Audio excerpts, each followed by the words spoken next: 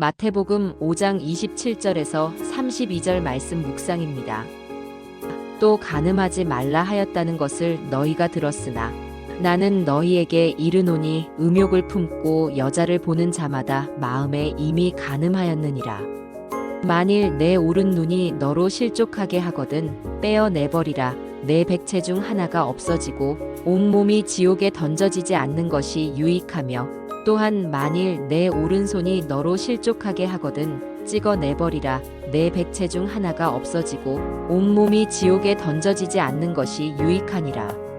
또 일러스되 누구든지 아내를 버리려거든 이혼 증서를 줄 것이라 하였으나 나는 너희에게 이르노니 누구든지 음행한 이유 없이 아내를 버리면 이는 그로 간음하게 함이요 또 누구든지 버림받은 여자에게 장가드는 자도 간음함이니라. 28절 나는 너희에게 이르노니 음욕을 품고 여자를 보는 자마다 마음에 이미 간음하였느니라. 간음이란 혼인 외에 이루어지는 모든 성적인 관계를 통칭합니다. 간음하지 말라는 말씀은 십계명에 포함되어 있으며 유대인들은 간음죄를 큰 죄로 여겼습니다. 인간의 본성 중 식욕 다음으로 강한 이 죄로부터 많은 사람들이 자유롭지 못합니다. 그렇지만 유대인들은 자신의 욕망을 참고 간음하지 않은 것으로 스스로를 순결하다고 여겼습니다. 사실 간음하다가 발각되면 돌에 맞는 분위기에서 행동으로 옮기기란 쉽지 않았을 것입니다. 그런데 예수님께서는 더 깊은 뿌리를 지적하십니다. 즉, 여자를 보고 음욕을 품는 자는 마음에 이미 간음하였다는 것입니다. 매일 물건을 훔치고 싶어 하며 끊임없이 교묘한 방법을 모색하지만 단지 감옥에 갇혀 있다는 이유로 아무것도 하지 못하는 사람과 실제로 감옥 밖에서 남의 물건을 훔친 사람 사이에 어떤 차이가 있겠습니까? 인간은 오직 드러난 행위만을 보고 판단하지만 마음을 살피시는 하나님께서는 그 둘을 똑같이 보십니다. 마음속에 음란함이 가득한 채로 행동으로 옮기지 않았다고 스스로 자만하며 큰 소리치는 것은 하나님 앞에서 가증스러운 일입니다. 이러한 죄에서 벗어나려면 우선 겸손해야 합니다. 자신은 그런 죄에서 완전히 자유롭다고 교만해서는 안 됩니다.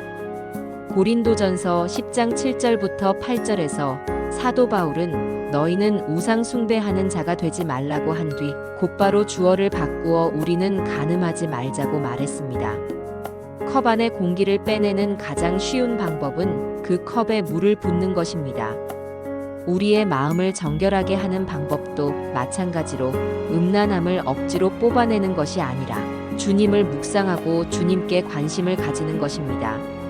우리 안에 주님을 향한 믿음이 생기면 음란한 생각은 머물 자리를 잃게 됩니다. 또한 죄가 미워지게 됩니다.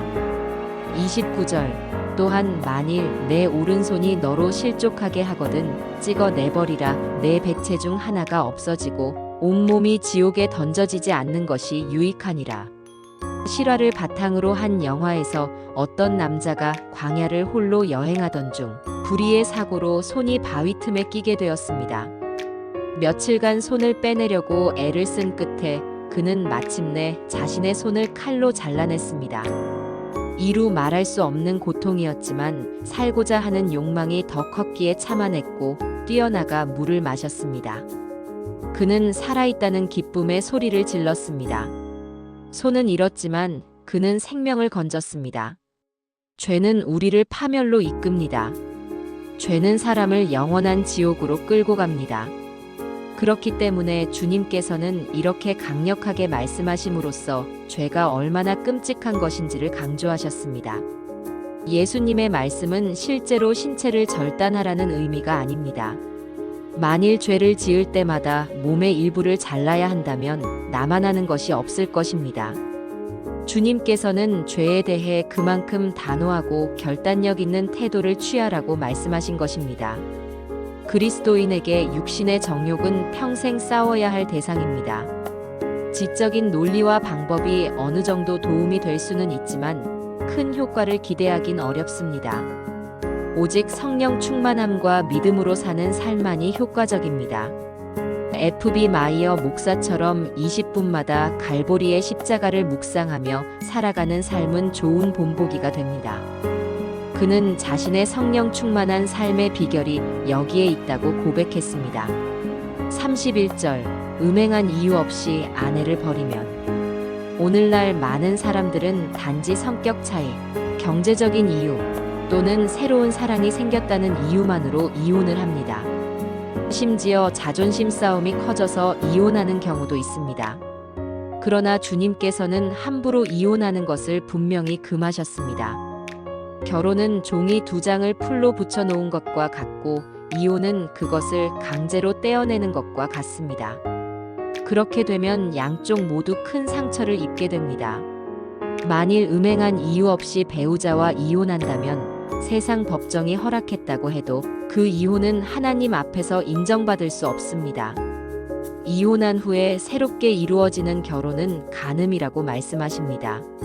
그러므로 주님을 경외하는 사람이라면 아무리 배우자가 마음에 들지 않더라도 사랑하려고 노력해야 하며 감사하며 살아가야 합니다. 이혼을 통해 편하게 살겠다는 생각은 내려놓고 오히려 더욱 하나님의 나라와 의를 구하는 삶에 몰두해야 합니다. 그러나 간음이나 이혼이 용서받지 못할 죄는 아닙니다.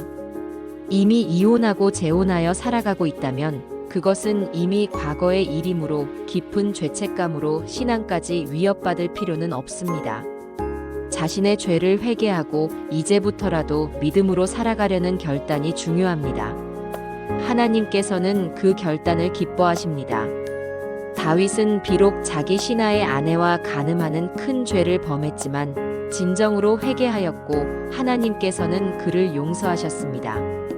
더 나아가 그 여인이 낳은 아들을 사랑하셔서 여디디아라는 이름까지 지어주셨는데 그 아들이 바로 위대한 왕 솔로몬이 되었습니다.